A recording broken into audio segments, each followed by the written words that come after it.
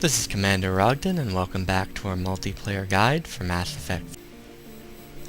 The next item we will look at is character creation and customization.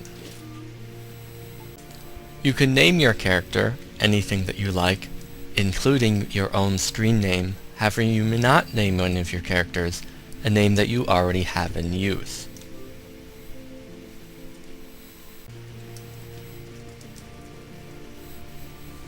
When you first start the game, you will only have the option of primary and highlighted colors.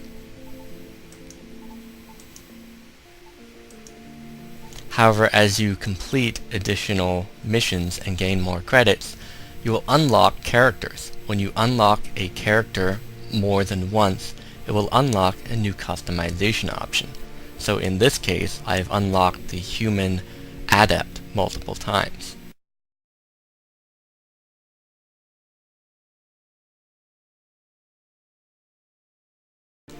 Once you have created your character, you will want to choose his power set. For adepts, it is a good idea to choose powers that utilize biotic combos. In this case, I'm going to be doing Singularity for Detonate and Warp for its increase in biotic combo detonations. Once you have selected your power set, you'll then want to choose what weapons your character uses. Much like in single player, your character will benefit from having lower weighted items. For a biotic, it is best to keep your power recharge at its maximum amount. Using Singularity, you can start biotic combos using either Warp or Shockwave. For enemies that are shielded or armored, you can instead open with Warp and use Shockwave for the biotic combo. Note that using Shockwave will mess up your aim as well as any other characters that are standing near you.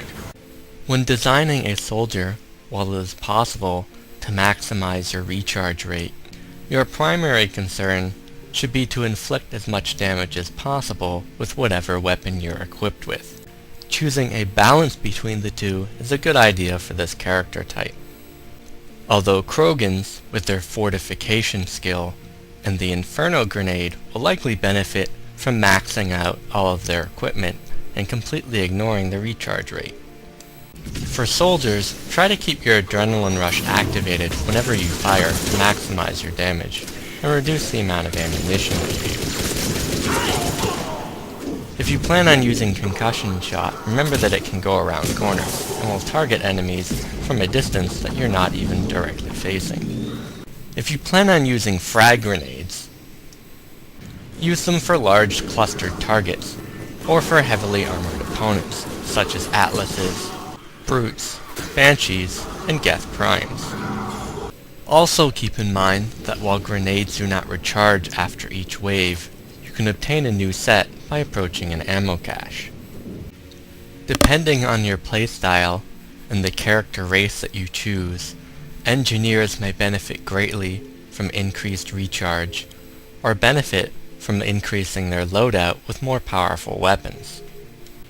When using the engineer, remember that your combat drone will remain mostly motionless for its duration, meaning that whenever you encounter a new set of enemies, you should target it on them so that it will resume attacking. Also keep in mind that when you use the sentry drone, it will appear beside whatever you targeted. This makes the close-ranged attacks considerably more useful than they would appear. Combat drones can also be used as decoys to keep tough opponents away. Overload and Incinerate can combo off of each other, though a number of factors need to be true for this to happen. The first is that the enemy must be suffering from either the stun effect or the fire damage over time effect. The final attack on the enemy must also be the killing blow. For Sentinels, it is completely possible to ignore the boosted recharge rate and instead have a maxed out weapon loadout. The reason for this is the durability bonus that you can obtain through your tech armor, maxing out at 40% damage reduction. The tech armor already reduces your power recharge rate by 80%. However, human Sentinels with throw and warp can launch out incredibly effective biotic combos. A setup similar to this will maximize your biotic damage, ensuring a light weapon to increase your recharge speed to its maximum value.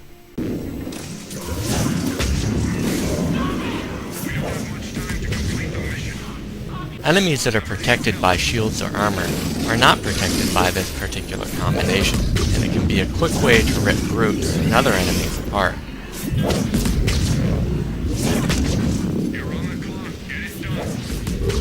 In the event that you find yourself in danger, you may activate your tech armor in order to protect yourself. And you can deactivate it with the same button.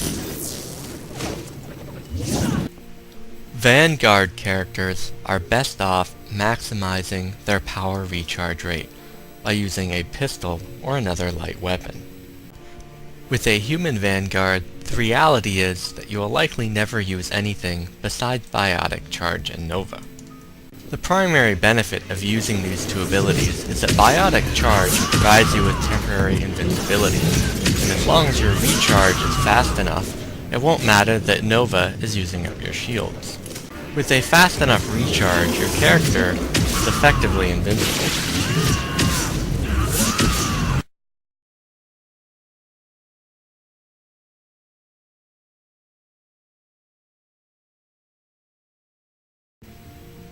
For infiltrators, your weapon damage is considerably more important than your recharge rate, but much like a soldier, you'll want to find a balance between the two. All infiltrators should have a healthy portion of their skill points placed into Tactical Cloak. There are a few elements of Tactical Cloak that are not readily apparent.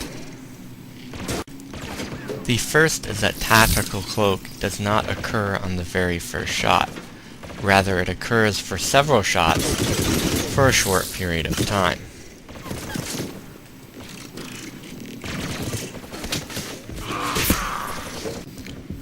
The second is that using a sticky grenade does not count as an action, and so does not reveal you from cloak.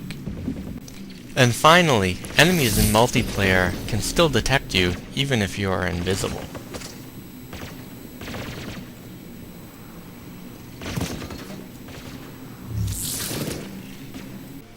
The second method of playing an infiltrator becomes available when you acquire the Geth Plasma Shotgun.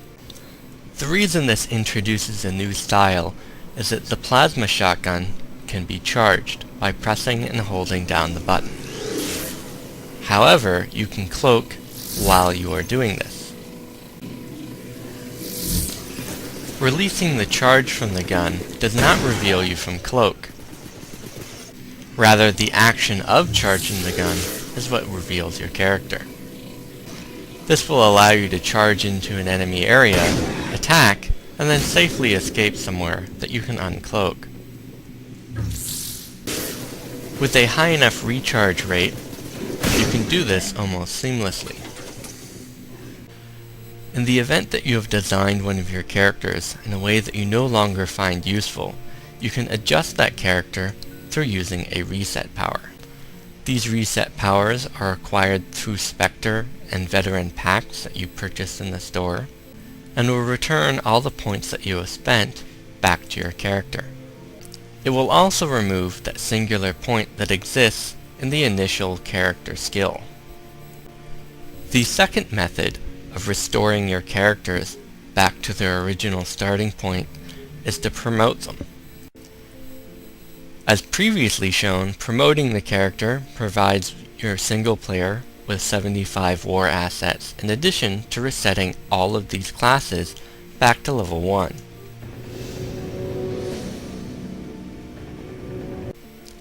If you have not yet reached level 20 in the character class that you wish to reset, and you have not received a reset power from any of the packs that you purchased in the store, you can create a new character starting at that same level.